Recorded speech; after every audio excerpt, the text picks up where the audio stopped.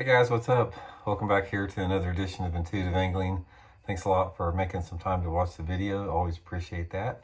Today I'm going to give you guys some tips and advice on how to catch bass after a bad fall cold front, because cold fronts are, they always make fishing tough, but for some reason I think that in the fall time of the year, especially like in October and November, that's when those cold fronts have the biggest impact on bass. So I'm going to give you guys some good juice on how to catch bass after cold fronts. Real quick, I just want to remind everybody, if you guys are looking for just the most awesome fishing tackle in the world, all the latest cutting edge stuff, please check out Baitworks. You guys know I'm working with them. I'll include the link in the description. Also, you can check out Boatworks, which is part of Baitworks, if you're looking for a new or used bass boat. They got an awesome selection, great people to work with. Boatworks and Baitworks. Put the link in the description there. Much appreciated. Okay guys, cold fronts. Let's get into this a little bit. One of the things about cold fronts is that, there's a little bit of a misconception as far as what bass do after cold fronts, because not all cold fronts are equal as far as created equal. And what I mean by that is every cold front has a level of severity.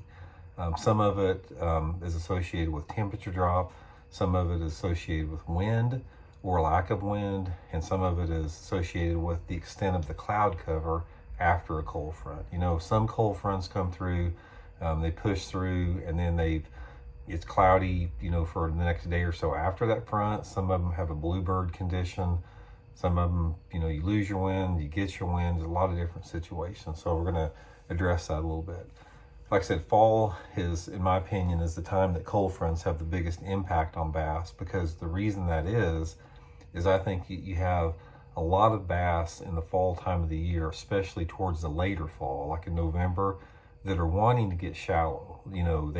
There's like a portion of those bass. Some of the bass like to stay out deeper and suspend, but there's a portion of those bass that really want to get shallow and feed up for the winter. And those are the ones that are most severely affected. So here's some general rules of thumb what to remember.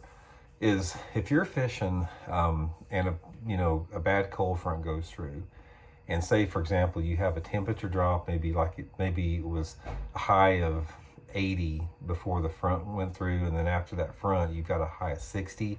You got bluebird conditions, and you got some windy conditions. That's typical cold front. If you have that set of conditions where you have bluebird skies and usually a strong north wind associated with that, and a cold, a significant temperature drop, this a lot of times is not that bad of a deal, because if you still have your wind, that's going to help a lot.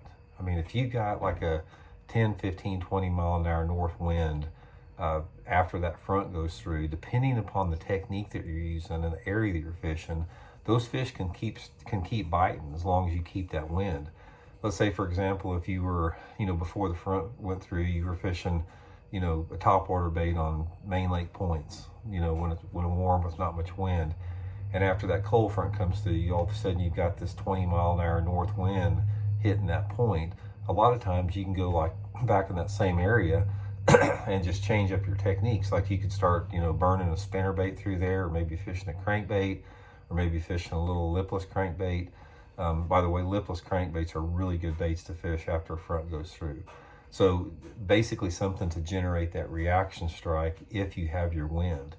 Now, if you lose your wind, some of the fronts come through there, you got, it bluebirds off, and you guys know what I'm talking about. It's like all of a sudden you'll look up in the midnight, and you can see every star in the sky, and you can feel the cold in the air, and there's no wind. And then the next morning it's like that, it's glassed over, super cold, no wind like that. That is when you cannot fish the reaction baits. The baits that are moving and that type of stuff are not going to be that productive. Here's what I found out about fall cold fronts when you have those conditions. If you're fishing a lure that the fish have to come up on, and I don't care if it's a spinnerbait, if it's a topwater, if it's a swim bait, if it's a glide bait, whatever like that. If the fish has to move towards the surface on a bait like that, if you have a front that comes through and you lose your wind, those fish will not do that. At the most, you'll get them to look at something and veer off.